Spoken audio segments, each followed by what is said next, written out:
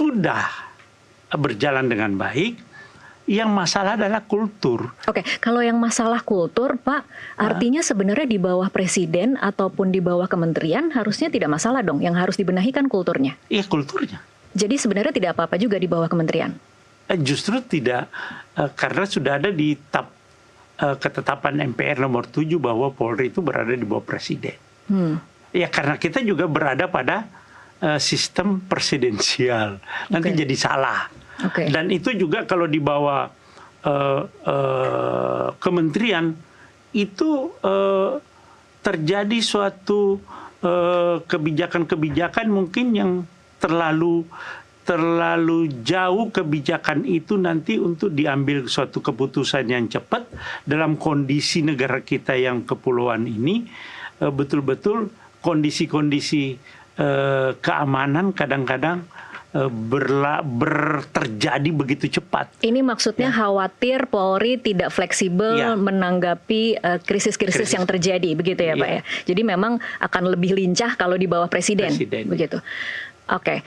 Soal yang lain Pak, soal poin bagaimana di 8 poin tadi kalau kita lihat ya Pak ya, kembali lagi ke penugasan anggota Polri di luar organisasi Polri bisa dilakukan berdasarkan peraturan kepolisian misalnya, ini poin nomor 3 ya Pak. Itu ada juga yang mengkritik Pak Safarudin bahwa ini kan sebenarnya bertentangan dengan undang-undang yang ada sebelumnya. Seharusnya anggota Polri aktif itu tidak boleh bertugas di luar kepolisian. Itu kan ada peraturan Kapolri yang dibuat oleh Kapolri. Saya pikir Polri itu kan sudah sipil. Jadi dan dia berada di peradilan umum. Kalau polisi salah itu kan disidang di peradilan umum. Kayak beberapa kasus ya, Sambo dan lain-lain itu kan disidangkan di peradilan umum. Jadi sebetulnya dia juga warga sipil, gitu loh. Memang beberapa kementerian itu mengharapkan Polri juga, karena Polri ini untuk koordinasi tentang masalah mungkin ada tindak pidana yang terjadi di kementerian-kementerian atau lembaga itu mungkin lebih cepat bisa terdeteksi atau konsultasi kepada Polri yang bertugas di situ. Karena di dalam KUHP yang baru, Polri itu sebagai Korwas PPNS. PPNS. Ya, penyidik pegawai negeri sipil itu berada di tiap-tiap kementerian dan lembaga. Nah itu penyidiknya itu ada tindak pidana tiap-tiap kementerian, kehutanan dan sebagainya itu yang lebih ngerti tentang tindak pidana itu adalah PNS yang ada di situ. Dia ngerti undang-undang itu, tetapi membuat itu berkas perkara segala macam, bagaimana cara bertanyanya, bagaimana membuat berkas, bagaimana melakukan suatu penyitaan segala macam, harus Korwas Polri. Jadi menurut Anda memang penting anggota Polri itu memang ditempatkan di beberapa instansi di luar institusi Polri.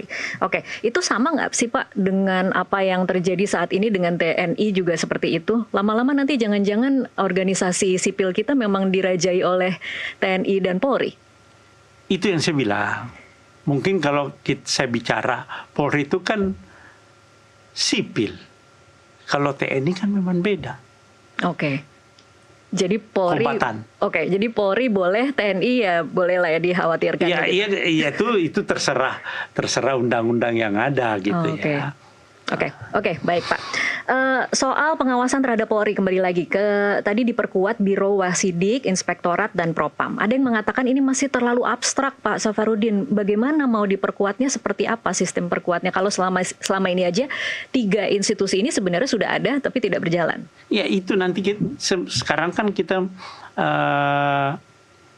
mengharapkan masukan-masukan dari masyarakat, dari lembaga, LSM, dari akademisi, supaya lembaga-lembaga yang tadi ini bagaimana sistemnya supaya lebih kuat dan lebih profesional di dalam melaksanakan pengawasan itu.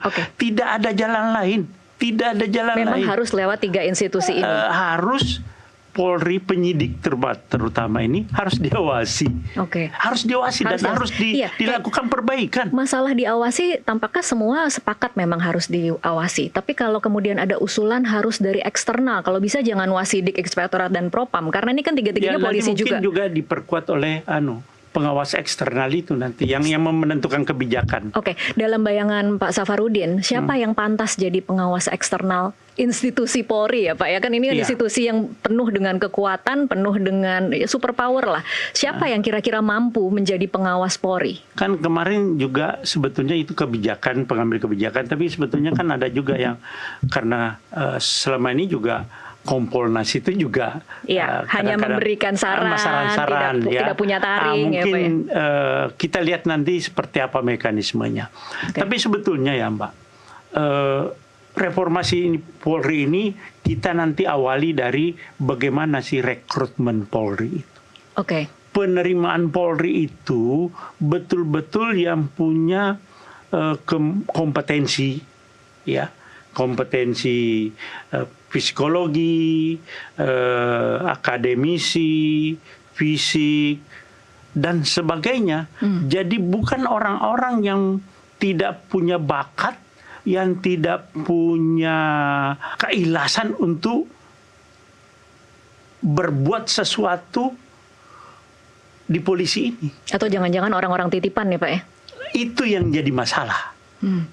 Karena kan saya juga pernah ngomong bahwa sekarang ini kan masuk Polri itu bayar. Itu kita harus sekarang masih bayar ya Pak ya? Masih. Nyatanya masih banyak komplain segala macam kan ada di media itu. Jadi tidak boleh. Saya pernah tahun 2017 melakukan suatu pembersihan di Jawa Timur. Boleh dicek nanti. Antara lain yang melakukan pembersihan bersama-sama saya dulu di Jawa Timur itu Pak Dedi, Wakapolri sekarang. Boleh ditanya satu ketika ketemu. Itu sidak gitu ya Pak ya? Bukan. Jadi kita betul-betul melakukan suatu langkah-langkah bahwa menutup celah-celah agar tidak ada orang yang membayar. Bagaimana cara menutupnya Pak? Pertama, psikologi dengan ilmu pengetahuan umum itu biasanya soalnya dikirim ke daerah. Ini dari Mabes pakai IT. Itu sebetulnya sudah ada. Cuma kadang-kadang orang menggunakan celah ini gitu. Jadi kalau dikirim ke daerah selama ini jadi pakai online. Ketika mau dibuka pada pagi itu jadi tidak bocor ya Pak ya? Iya.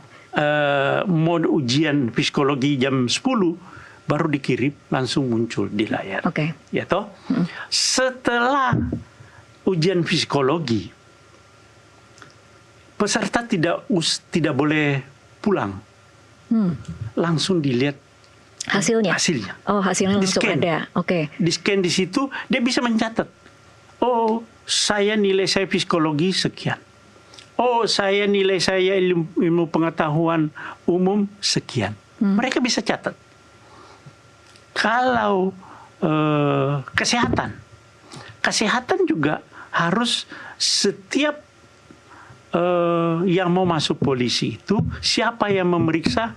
Kalau dia katakan dia gugur karena varises, dia gugur karena ambeien, dokter yang memeriksa itu harus mencantumkan dia gugur karena varises.